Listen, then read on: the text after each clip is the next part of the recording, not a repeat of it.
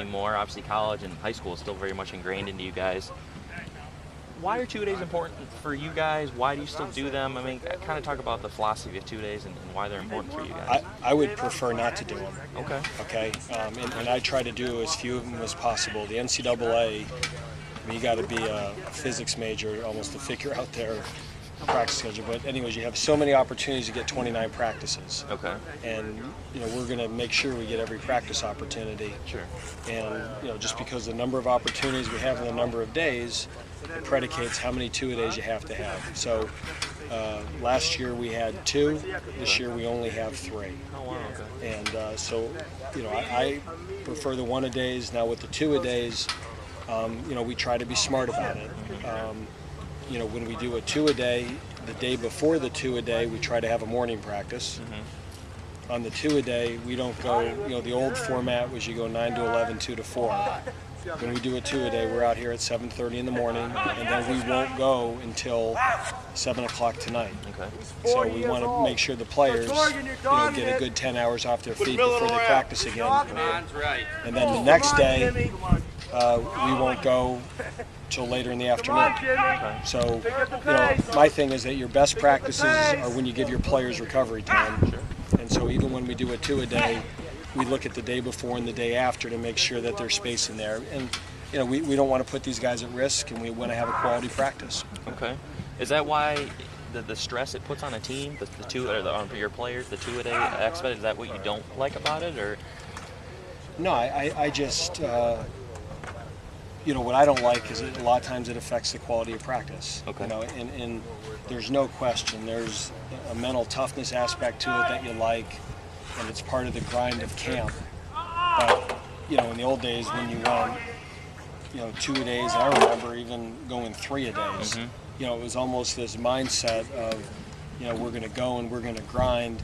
And I think nowadays with lower scholarship numbers, limits to how many people you can invite to camp, mm-hmm. I'm much more concerned with the quality of our practice. And a lot of times when you do the doubles, and if you don't give them enough time, that second practice isn't the quality it needs to be. Okay. Would you like to see a format where you're allowed to have those 29 practice opportunities in 29 days? So you don't have to have 2-a-days anymore? Yeah, I think the other part of it is, there's a balance. You don't want to be bringing these guys back to camp in July. Okay. So, I think we need the 29 practice opportunities. I think the way it is now that you have a handful of doubles, I think if you plan it smart, I don't think the players are at risk. We make sure before every practice they weigh in and weigh out. Okay. And if they ever have more than a 2% weight loss, we don't allow them to practice. Okay. So the concern is you don't want, guys having issues with dehydration or fatigue, and our trainers do a great job here of protecting the players. And if they lose weight in the morning session and they haven't gained it back, they don't practice in the afternoon or at night. Okay.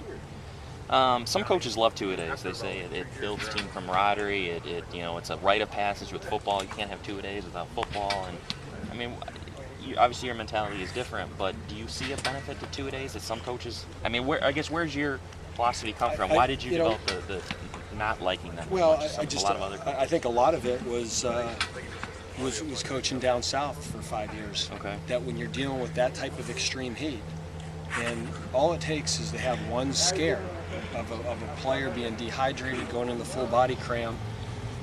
I'm responsible for these young men's lives. Yeah.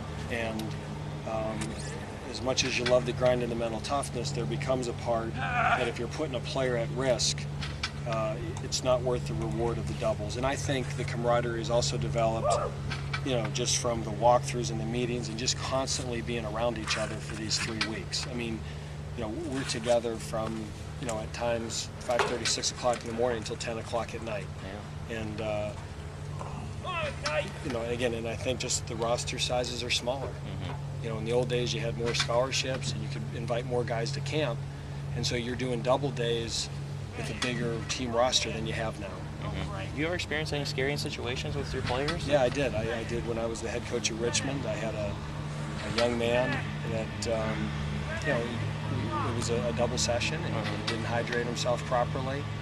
And, at the end of a session, went to a full body cramp. And, we had to get IVs into him, and we had to get him to the emergency room. And, God, he turned out to be okay and fine. Mm-hmm.